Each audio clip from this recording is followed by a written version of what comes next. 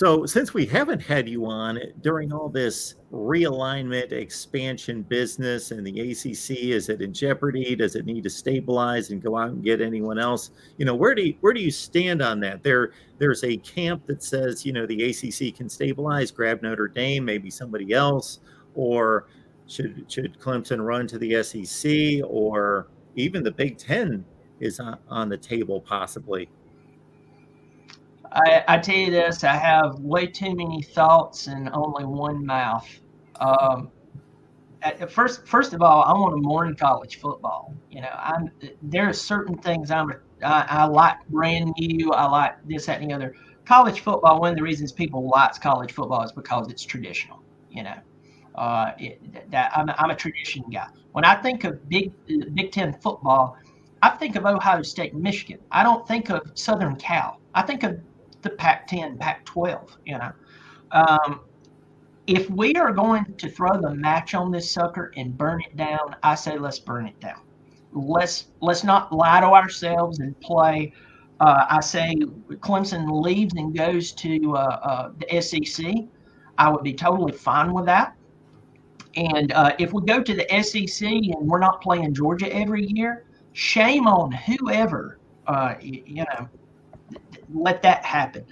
As far as NIL goes, I have no problems with people paying the players to a point. I just throw this out there. I just went back to school, graduated on my bachelor's and my MBA. It's against what a lot of people think, but a college education actually costs money, and they have been receiving education for quite a while. So that does cost money. And if you go somewhere like North Carolina, it's probably about $70,000, $80,000 a year. So they have been paid in some sense. Also, the NIL deal, I know that we hear about these, what I like to call superheroes or martyrs on their team, where they do make a lot of money and they share it with their teammates. But the whole idea about NIL was, players who didn't have the money to support their family, they were going to receive money and blah, blah, blah, blah, blah, blah, blah. Well, that's only if they get an NIL deal that's worth a crap. So the guys who were already getting taken care of, they're going to go to the NFL draft and be taken in the first round. Those guys are still making money hand over fist, and the guys who are poor are still poor. Here's what I'm proposing. Let's get rid of the NCAA. Let people go ahead and buy the players that they want.